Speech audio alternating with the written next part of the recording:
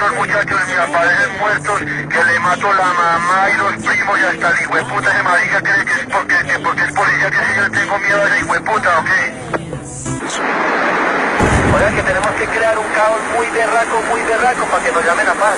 Cuando hay una guerra civil bien berraca nos llaman a paz. Esa es la única fórmula que yo le debo a él. Si nos dedicamos a darle a los políticos, a quemarles las casas y hacer una guerra civil bien berraca, entonces nos tienen que llamar al diálogo de la paz y arreglamos con todo el mundo y se nos arreglan los problemas. No le veo otra solución. Pero hay que luchar, hermano, hay que poner todo el corazón para esto y nos vamos a morir todos, nos morimos todos. Yo creo que debemos, como de asegurarnos un poquito, organizarnos un poquito y empezar a mandar muchachos a que quemen casas y a que hagan daños, esos políticos, esos senadores, en todas partes, hermano. Al militar que nos atropelle, al policía que nos atropelle, a los jueces que nos molesten, a los periodistas. O sea que tenemos que crear un caos muy berraco para que nos llamen a paz. Cuando hay una guerra civil bien berraca nos llaman a paz. Esa es la única fórmula que yo le debo a él. Asesinado por 5 sicarios el juez Julio Manuel Castro Gil. Asesinado por sicarios en moto el magistrado Hernán. ¿Aló? ¿Cómo le va? Pablo Escobar.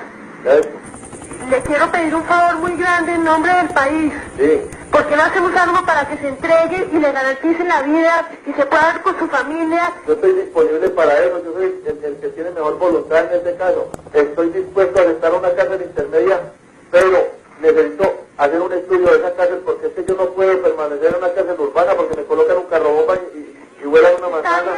Yo colaboro y estoy dispuesto a lo que sea, pero a mí pues no me da miedo los gringos tampoco, ¿me entienden? Yo puedo hacer en este momento un puente con la presidencia de la República, pero dígame algo concreto, por favor. Transmítale al presidente que tengo la intención de regresar a una cárcel diferente a la de Envigado, pero que necesito saber cuáles son las condiciones de seguridad. Porque Pero, ¿cómo se las transmitimos, Pablo? Como consecuencia de la política de paz y fortalecimiento de la justicia del señor presidente y de su gabinete ministerial, deseo sumarle todos los años de cárcel que sean necesarios para contribuir a la paz de mi familia, a la paz de Colombia, al fortalecimiento del respeto por los derechos humanos, al fortalecimiento del poder civil y al fortalecimiento de la democracia de mi querida patria colombiana. Deseo también con mi sometimiento rendir un homenaje a todos los miembros de la Asamblea Nacional Constituyente por su gran contribución a la noble causa de la paz nacional. Deseo también rendir un homenaje a mis padres, a mi irreemplazable e inigualable esposa, a mi hijo pacifista de 14 años, a mi pequeña bailarina sin dientes de 7 años y a toda mi familia a quien tanto quiero. Pablo Escobar Gaviria, Envigado, Colombia, junio 19 de 1991. Bueno, la primera pregunta parece que es obvia, y es porque después de muchos meses de haber guardado tanto silencio, pues por fin ahora decidí hablar en primer lugar. Entonces es una pregunta como en dos sentidos. ¿Por qué tanto silencio durante tanto tiempo cuando todo el mundo ha hablado de usted, cuando todo el mundo muchas veces pone cosas en boca suya y se habla de todo lo que hace y usted no dice nada? Como muy callado, y ahora va a hablar. Bueno, ¿por qué? Bueno, yo siempre había decidido guardar silencio porque yo considero que si me pongo a dar explicaciones de todo lo que se me acusa y de todo lo que se dice de mí, sinceramente no tendría tiempo para dar todas esas explicaciones. Bueno, empecemos hablando por uno de los temas más recientes en los cuales se ha visto involucrado, y es en concreto el problema de las masacres. Es tal vez una de las últimas indicaciones en las cuales aparece su nombre. ¿Qué tiene usted para decir sobre esto? Eso es lo único que me hace enfrentarme de nuevo a los micrófonos para manifestarle al pueblo de Colombia que me conoce y que me apoya, que soy ajeno a todas esas acusaciones que son tejidas por ciertos intereses que se han formado contra mi persona, pero todas las personas en el departamento de Antioquia saben que yo no tengo intereses de ninguna naturaleza en las regiones donde se han sucedido esas masacres. O sea, no tengo intereses en Urabá, no tengo intereses económicos en Córdoba y tampoco tengo intereses económicos en Puerto Boyacá. Soy ajeno a esa situación. Soy inocente de esas acusaciones y repudio todo lo que se trate de masacres y asesinatos colectivos. ¿Pero de dónde considera entonces usted que vienen ese tipo de sindicaciones? Es decir, ¿tiene que haber algún origen, tiene que haber alguna razón para que termine su nombre involucrado en esto? Sí, como le digo, hay personas interesadas en hacerme daño y hay personas interesadas en enfrentarme con la izquierda. Hay personas que cuando les conviene decir que yo estoy vinculado con la izquierda, no tienen ningún límite en sus palabras para expresarlo así. También a veces me indican de estar aliado con la derecha, de manera que no hay ninguna consistencia en estas acusaciones. Unas veces soy de la izquierda y otras veces soy de la derecha, y unas veces actúo contra la izquierda y otras veces actúo contra la derecha. O sea que eso no tiene ningún sentido, no tiene ningún valor jurídico. ¿Y cuál es la realidad? Es decir, usted me toca un tema que yo venía pensando para más adelante. Se ha hablado de relaciones, incluso se acuñó un término ya que es de vieja data en el país, la narcoguerrilla. Pero por otro lado se dice también que hay apoyo a grupos paramilitares, etcétera, sectores de derecha. ¿O es que se está con el que más convenga, o cuál es la realidad frente a ese tipo de relaciones? No, la realidad es que yo soy una persona muy respetuosa de las ideas ajenas. O sea, yo respeto las ideas de los demás. Si yo veo que la gente de la izquierda tiene ideas que le convienen al país, yo no tengo ningún problema en apoyarlas y respaldarlas. Y si veo que la gente de la derecha también tiene ideas que le convienen al país, no tengo ningún problema en apoyarlas y respaldarlas. Pero de todas maneras yo no tengo por qué matricularme en ninguna corriente. Yo simplemente soy una persona que respeta las ideas de las demás personas. Esta es la entrevista inédita que nuestra directora Yolanda Ruiz le hizo a Pablo Escobar un día de agosto de 1988 y la oímos aquí en RCN, nuestra radio. En el siguiente segmento se le pregunta por los diálogos con la guerrilla y la extradición, temas que eran muy de ese momento. Bueno, ya que tocamos un poco el tema de la guerrilla y de todo esto, hay un tema muy de moda en el país y es todo lo que tiene que ver con el diálogo. Se ha propuesto diálogo con la guerrilla, de hecho se han realizado ya algunos avances y dentro de todas estas reuniones alguien propuso que ustedes también debían entrar en ese diálogo, porque son parte del conflicto social y político y de orden público que se vive en el país. ¿Cuál es la posición que tienen en este momento, o que tiene usted personalmente, como sea, frente al diálogo, frente a la negociación? La última vez, no sé si estoy equivocada, pero la última vez que se habló de diálogo fue la reunión de Panamá, con el expresidente López y con el procurador. De allí a esa época, hasta ahora, ¿qué ha pasado? Sí, nosotros siempre hemos estado dispuestos a dialogar. Históricamente lo hemos demostrado desde el año de 1984, cuando se le propuso al gobierno nacional un diálogo que habría evitado sinceramente mucho derramamiento de sangre en el país. Es decir, todos estos conflictos de la extradición se habrían podido evitar si hubiera habido un diálogo que se propuso desde hace 4 años. Nosotros siempre hemos estado dispuestos a dialogar y yo considero personalmente que la falta de diálogo es la causa principal de la violencia en el país. Bueno, ¿y diálogo en qué condiciones? ¿Qué es la divergencia? Parece que todo el mundo está de acuerdo en que hay que dialogar, en que hay que negociar. ¿Pero en qué condiciones? Es decir, un diálogo implica que cada quien cede una parte de lo que tiene. Sí, por eso se llama diálogo, precisamente. El diálogo no puede tener condiciones, el diálogo debe ser amplio e ilimitado. ¿Qué están proponiendo ustedes? Esa vez que hablaban en Panamá habían ofrecido de pronto ofrecer algún dinero, en fin, la repatriación de capitales, etcétera, etcétera. ¿Tienen alguna propuesta en concreto que hacer ahora? No, nosotros nunca hemos ofrecido dinero. El problema nuestro es un problema de dignidad. A nuestras familias las han atropellado, ha habido represión, allanamientos, saqueos a nuestros hogares. El problema nuestro no es un problema de dinero, es un problema de dignidad. Pero la actividad que ustedes hacen es ilícita, de todas maneras. Bueno, yo personalmente no sé por qué dice usted actividades ilícitas.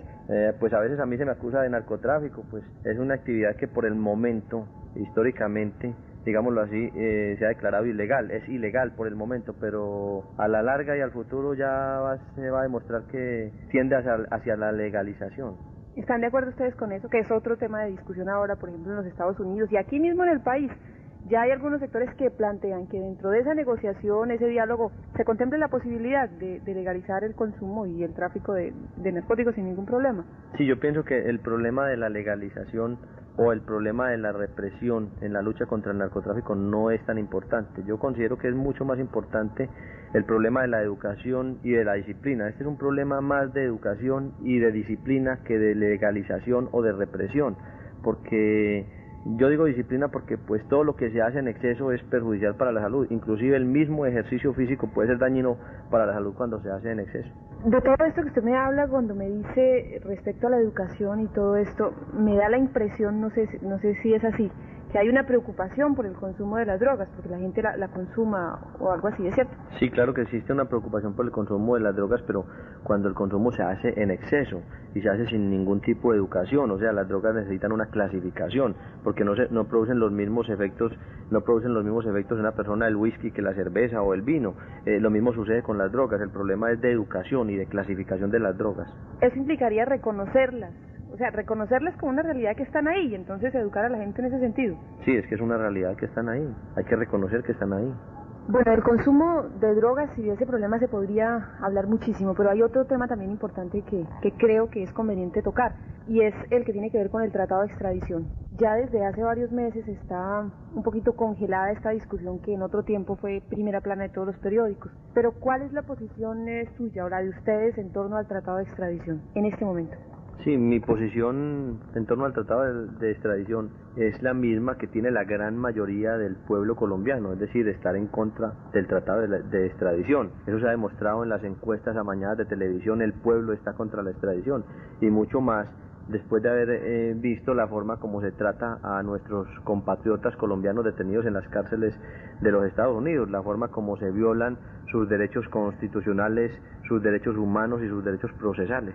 Muchas personas aseguran que ustedes están en contra del tratado de extradición porque en Estados Unidos sí se condena la ley y la justicia es más estricta que aquí, en donde nuestra justicia, y para nadie es un secreto, realmente cojea mucho y a veces no llega. Sí, claro, la justicia de los Estados Unidos es muchísimo más estricta, pero cuando se trata de sindicados y de procesados colombianos, porque la historia nos ha demostrado que cuando se trata de sindicados norteamericanos, el trato no ha sido siempre el mismo. Seguimos oyendo en RCN la radio la entrevista inédita de Yolanda Ruiz 25 años después a Pablo Escobar, y el siguiente segmento Yolanda lo usa para preguntarle a Escobar por la infiltración de dineros del narcotráfico que en la época se conocían como los dineros calientes que estaban entrando impunemente a todos los sectores de la sociedad. Bueno, y sigamos con otro tema que también fue noticia importante en el país en su época y que revivió en días pasados porque alguien hacía denuncias, y es el que tiene que ver con los dineros calientes, con la infiltración de este tipo de dineros en todas las actividades económicas y políticas del país. Hay muchos que dicen que aquí nadie puede tirar la primera piedra porque cada cual más o menos tiene algo que ver. ¿Qué hay de realidad sobre esto, sobre vinculaciones con sectores políticos y económicos del país? Sí, eso está claro, los dineros calientes están incluidos en todos los sectores económicos del país. Es que cuando el mismo Estado y el mismo gobierno recibe los impuestos que pagan los comerciantes de drogas prohibidas, entonces se está aceptando lo que la prensa y a veces la gente llamaría los famosos dineros calientes. Pero ¿cómo así? ¿Cuándo recibe el Estado ese dinero? ¿De dónde, pues? Pues el Estado recibe ese dinero cuando recibe impuestos de las personas que están sindicadas de comerciar con drogas ilegales. Pero precisamente esa ha sido una discusión de mucho tiempo atrás, que son dineros ilegales y que no se paga impuestos, y parte de todo el debate que hay es precisamente eso, que se legalice todo ese dinero para que haya más impuestos para el país, pero se supone que eso no es oficial. Bueno, lo que yo veo es que todas estas personas que son sindicadas públicamente de pertenecer al narcotráfico son realmente las únicas personas que están invirtiendo en el país, es decir, las únicas personas que están dando trabajo al pueblo de Colombia, mientras los demás sectores de la economía están sacando su dinero a cuentas en el extranjero. Estas otras personas están invirtiendo, están generando trabajo para el pueblo de Colombia. ¿Y entonces es cierto que hay relaciones, que hay ciertos sectores de la economía en donde hay inversión de este tipo de dinero? Eso yo creo que es demasiado lógico. Bueno, hay otro tema que es también de moda, del cual hablan mucho los colombianos últimamente, y es el de una supuesta o una real guerra, un enfrentamiento con el llamado Cartel de Cali. Bueno, ese es un tema sobre el cual se ha especulado demasiado, y yo sinceramente no deseo tocar ese tema. Lo único que puedo decirle es que siento una gran admiración y un profundo respeto por el pueblo del Valle. Las autoridades de Medellín han dicho sobre esto incluso que la violencia en la capital antioqueña ha aumentado por este enfrentamiento, o supuesto enfrentamiento. Sí, como le digo, es que se ha especulado demasiado sobre el tema. Bueno, hablemos ahora de otras cosas que tienen que ver un poco ya con su vida personal, aunque no es personal porque casi todas han trascendido ya a conocimiento público. Por ejemplo, una de ellas en cuanto a los dineros que tiene usted o se dice que tienen. Hace poco apareció en una revista norteamericana en la lista de los hombres más ricos del mundo. ¿Es cierto esto? Es decir, ¿hay tanto dinero como afirma esta revista? Bueno, se sabe que una persona no vale por lo que tiene, sino por lo que es. Lo que sucede es que mis enemigos dicen que yo tengo mucho dinero porque ellos quieren demeritar la obra que yo he hecho por el pueblo. Ellos quieren demeritar todas mis obras, pero lo que ellos no dicen es que yo he salpicado de barro mis zapatos en los barrios populares, porque yo he construido con mis propias manos y he ayudado a construir escuelas, centros de salud y canchas deportivas. Para hacer eso se necesita tener dinero, de todas maneras, no solamente buenas intenciones. Para hacer eso yo creo que se necesita tener un poco de buena voluntad, un poco de civismo y un poco de liderazgo. La revista Semana, a propósito de este tema, sacaban esta semana unas notas sobre lo que ellos llamaban el perfil del comerciante de drogas, y aseguraba que cuando hacía obras de beneficio social, cuando hacía cosas en beneficio de la gente, en realidad estaba buscando algún beneficio propio también. Bueno, yo pienso que una persona no puede generalizar, o sea, no se debe generalizar y no se puede decir que todas las personas de un mismo gremio piensan de la misma manera. En los gremios existen personas distintas y cada persona piensa de una manera diferente a las demás. Bueno, volviendo al tema de la revista, se puede tener mucho o poco dinero o lo que sea, pero de todas maneras eso no hace la tranquilidad ni la vida calmada de la gente. Usted lleva mucho tiempo viviendo clandestino prácticamente, sin posibilidades de estar tranquilo en la vida pública. ¿Cómo es vivir en esas condiciones? ¿Usted añora volver, por ejemplo, al Parlamento, al Congreso, poder hacer otras cosas que ahora no hace, que hace mucho tiempo no hace? Mire, yo tengo 38 años de edad, 28 años fui pobre y me transporté en buses. De esos últimos 10 años que restan, 5 años he estado en la clandestinidad y los otros 5 años los dediqué todos los fines de semana al servicio del pueblo. Yo he sido un hombre que me considero feliz, siempre he estado contento, siempre he estado optimista, siempre he tenido fe en la vida, porque yo pienso que los momentos difíciles siempre aportan la experiencia y es lo más grande que pueda tener una persona en la vida.